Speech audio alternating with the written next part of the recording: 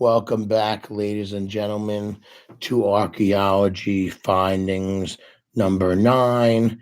This time, we're going to talk about some more archaeology findings, starting with the first one. I'm going to tell you about courtesy of history.com, News Discoveries 2018 Archaeological Science Finds.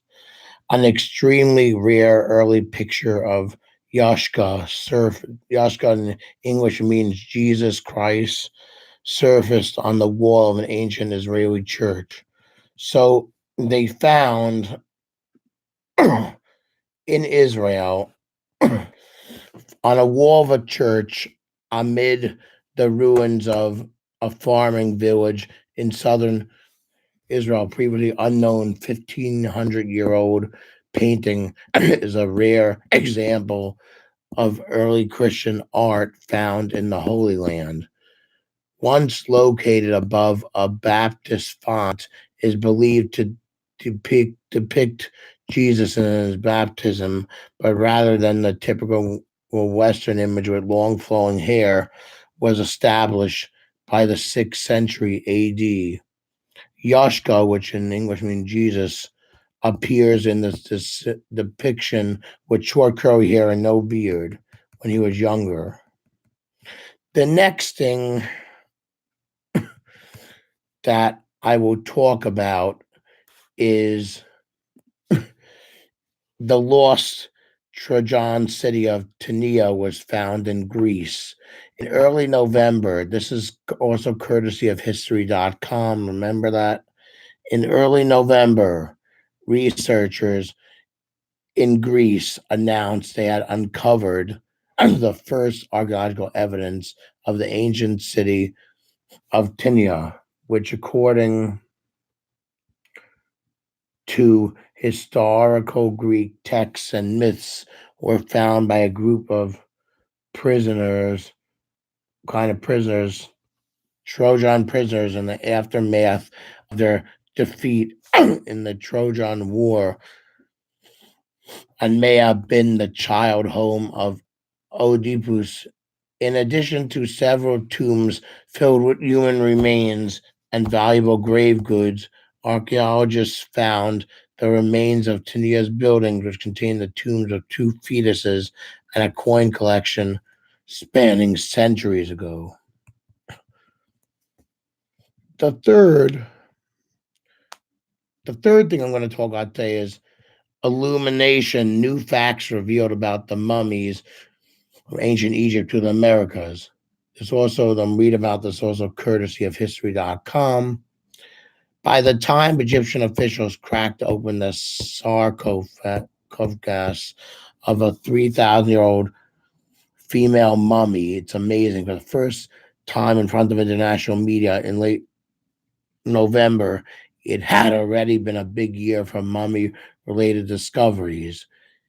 In August, chemical analysis of what scientists thought was naturally a mummified corpse dating to 3700 to 3500 around those years BC, revealed traces of an embalming fluid strictly similar to that used by Egyptians in King Tut's time. More than 1500 years later, also in November, news emerged that advanced DNA sequencing had revealed that the world's oldest natural mummy, discovered in a cave in Nevada back in 1940, was definitely related to a modern Native American tribe. After a long legal battle, the Fallon Pate Shoshan tribe finally reburied the Spirit Cave mummy, which dates back to 10,600 years in a private ceremony, which I don't know about 10,000 years ago, but whatever it is. That is the last of the discoveries on history.com.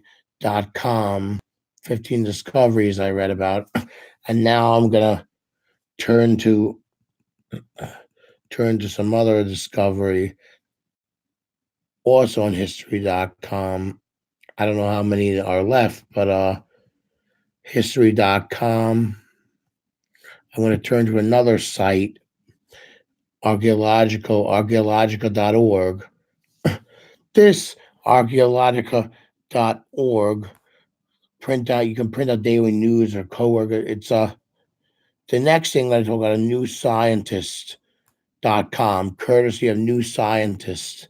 An ancient monkey painting suggests Bronze Age Greeks traveled widely. The newscientist.com, courtesy of that site. What I'm going to read about now, a Bronze Age painting on a Greek island shows a monkey from thousands of kilometers away in Asia. The finding suggests that an ancient culture separated by a great distance were traded and exchanging ideas. The artwork is several wall paintings in a building on the Greek island of Thera at Akrotiri, on the Greek island of Thera in the Aegean Sea.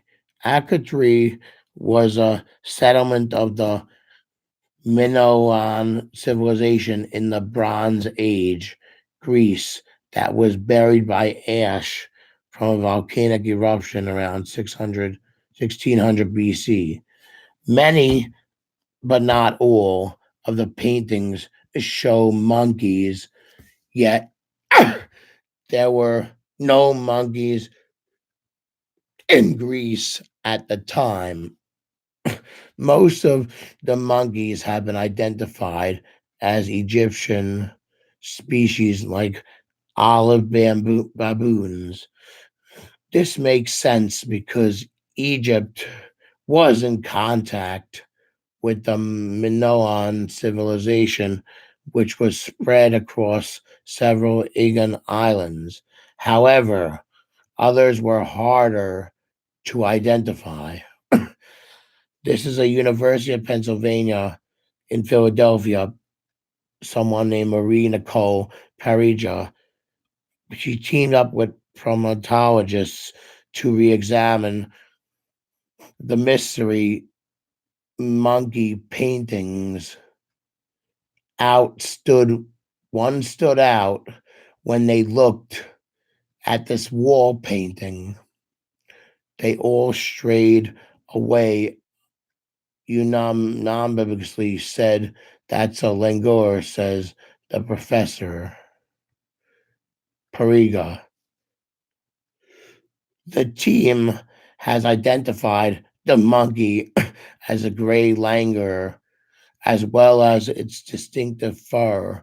The monkey was depicted holding its tail in a characteristic S shape, which I never heard of an S shape monkey holding a tail, and that's besides the point.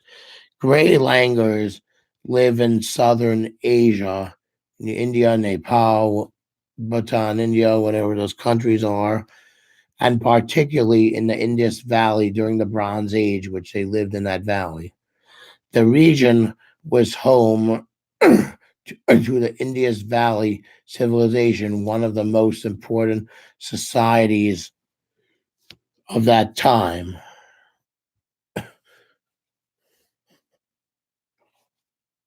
Although it was past its peak in the Indus Valley, civilization was still advanced for its time with large cities and elaborate water supply systems. Somehow, the artist who painted the monkey picture must have seen a gray langur. But how is that so? It says here, did Minoan Greeks visit the Indus? I wouldn't be surprised if someday in the future we found evidence for the kind of direct contact, says Parija.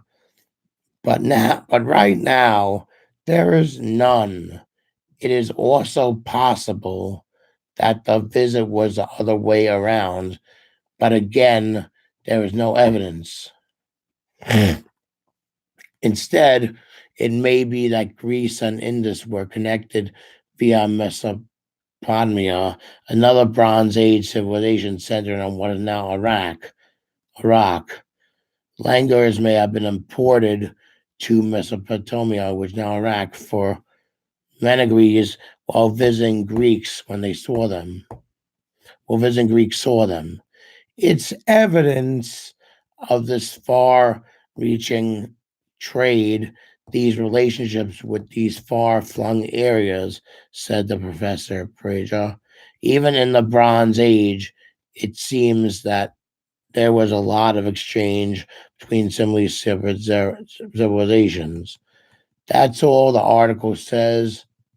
And what I'm going to explain to you is that these archaeological findings, what they said was that these archaeological findings are are amazing. How the professor, she said that what I'm going to say now is that you should not believe archaeological findings are actually true unless you can only estimate. You can't believe that all these things are true unless you estimate these things are in life. You don't know what's true and what's not.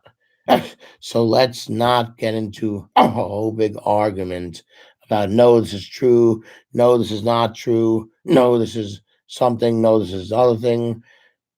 I would say my archaeological videos are only an estimate. When I read, courtesy of whatever website it is, I read whatever is an estimate.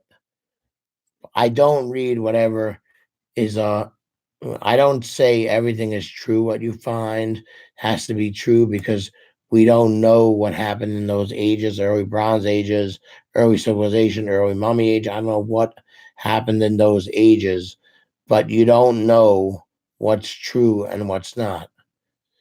Thank you, ladies and gentlemen. Please subscribe to my channel, Elliot Wittert, my channel, archaeological findings number 9.